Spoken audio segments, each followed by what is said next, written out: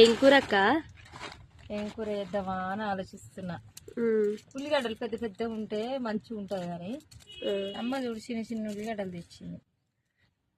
అంటే లేకుంటేనే అట్ట తెస్తుంది, లేకుంటే ఎల్లిపాయలైనా ఎల్లిగడ్డలైనా ఉల్లిగడ్డలైనా పెద్ద పెద్ద తెస్తుంది అనమాట మా అమ్మ అయితే.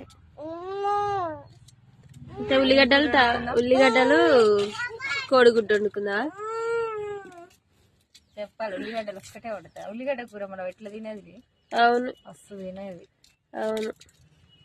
ఇప్పుడైతే అస్సలు వండట్లేము. ఈరోజు అదే చేస్తున్నా, ఘాటుగా చేస్తా.